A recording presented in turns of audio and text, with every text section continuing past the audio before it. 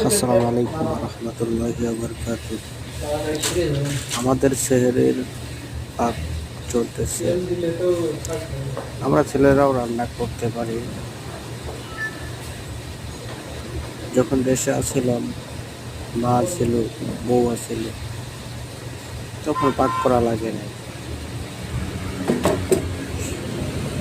সারাদিন কাজ করছি, সন্ধ্যাবেলা বাজারে গেছি, আইসা খাওয়া দাওয়া করে আর এখন নিজের হাতে পাক করে তারপরে খাইতে হয়।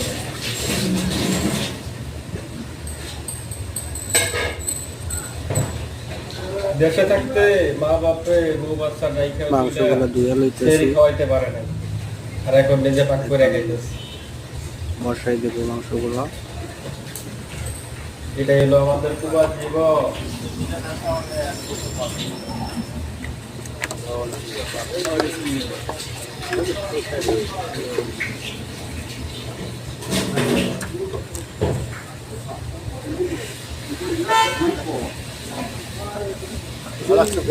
পেঁয়াজ, মরিচ, রসুন সব কিছু আগে বোনা করে নিলাম। মাংস দিয়ে রেডি করে রাখছি, এখন মাংস দিয়ে দিব।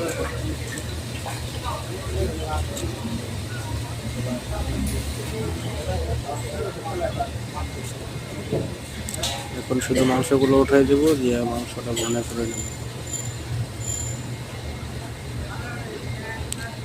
কি বলছে আমরা পারি না, আমরা সব পারি। রান্না বান্না, কাপড় ধোয়া সবই করতে হয় প্রবাসে। এখন মাংসটা মিশিয়ে নেব।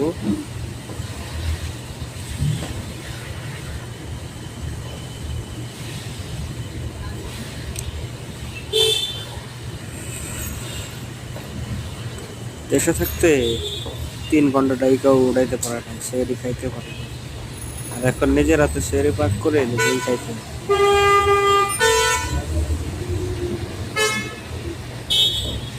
কি করবো ভাই, বউ বাংলাদেশ, স্বামী বিদেশ, কিছু করার নেই। যা করতে হয় নিজের করেই খাইতে হয়। জোস কালা